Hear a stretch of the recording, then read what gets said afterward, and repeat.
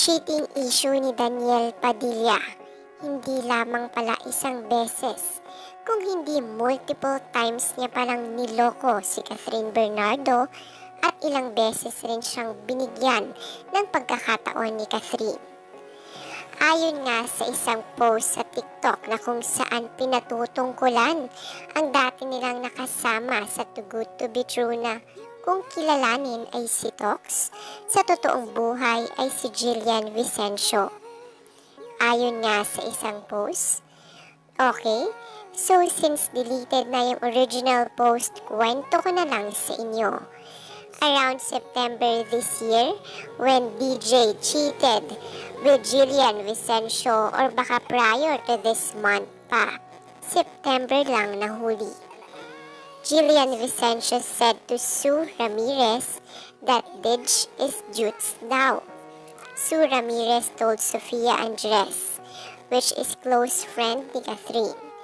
And then Kat wondered why Jillian Vicencio knows about it. So nagduda na siya.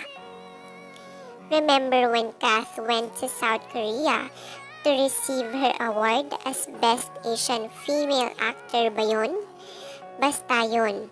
Before her flight, dumaan siya sa kondo ni Daniel in BGC to say her goodbyes. She asked for Didge's phone pero hindi binigay, which is unusual. She threatened Didge na kapag hindi binigay pagkabilang niya ng 1, 2, 3 right there and right away, makikipag-break si Kat. Binigay naman daw pero Didge said daw na madaming cheating convos sa phone. And hola, kausap lagi si Jillian. So nakipag-break na daw nun si Kat 2 weeks after breakup. Doon na nag-start masite si Didge sa kondo ni Andrea Brillantes. Inom-inom, comfort at kung saan-saan na siguro humantong. That's all guys. We hope Kat can overcome all of this. Multiple cheating issues with Didge but no bad words from Kat. Iyon nga ang isa sa mga pasabog ng netizen na kung saan kinukumpirma nito na hindi lamang si Andrea Brillantes ang naging dahilan ng hiwalayan ng Katniel, kung hindi ang dati rin nilang co-star na si Jillian Vicencio. Kaya naman nakakalungkot isipin na itong mga nakpalibot na tao sa Katniel ay talaga namang pinatulan ni Daniel Padilla. At syempre, hindi rin nakaligtas sa mata at paningin ng mga netizens ang Instagram post ng kaibigan ni Catherine na si Sofia Andres na kung saan may litrato ng isang lugar at isang pinto, at sa pintong iyon ay may nakalagay na emoji na diamond.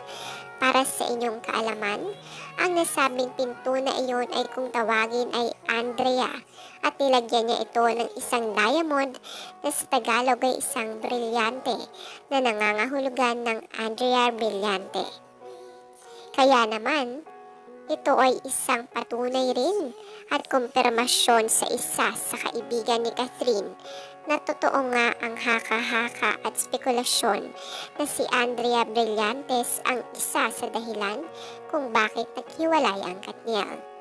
Samantala, bago ko tapusin ang video na ito, ikaw na nanonood ngayon, isa ka rin ba sa Katniel fan ngayon na masakit at talagang nagluluksa ang puso dahil na rin sa paghiwalay ng dalawa?